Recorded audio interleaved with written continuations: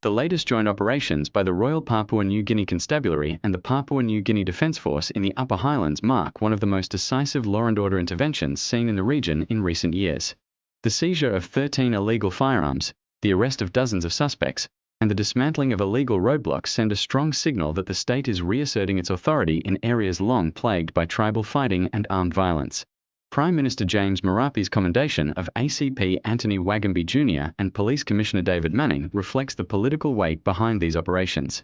For many Papua New Guineans, especially those living along the Highland Highway, the enforcement of zero tolerance on illegal roadblocks will be welcomed. Roadblocks have not only disrupted the movement of people and goods but have also crippled local economies, endangered lives, and undermined confidence in government authority.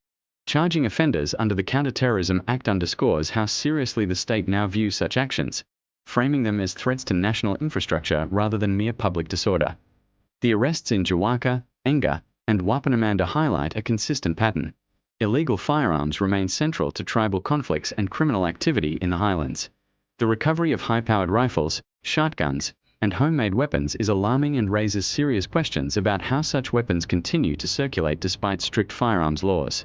While enforcement is clearly improving, these operations also expose deeper systemic challenges, including porous borders, weak arms control enforcement in the past, and the politicization of tribal loyalties. The Prime Minister's warning to young people is particularly significant. Youths are often the frontline actors in tribal violence, frequently manipulated by powerful interests for political or economic gain. Without sustained social interventions, such as employment opportunities, education, and community reconciliation, the cycle of violence risks continuing even as firearms are seized. Importantly, the refusal of bail for suspects involved in tribal fighting signals a firmer stance by the courts, reinforcing the Prime Minister's call for the entire law and justice chain to function effectively.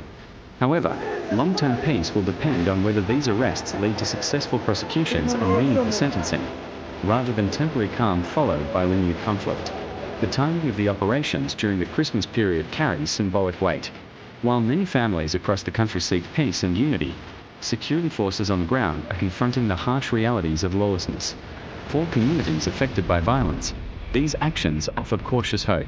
The challenge now for the government is to sustain these operations, address the root causes of conflict, and ensure that the rule of law is not seasonal, but permanent.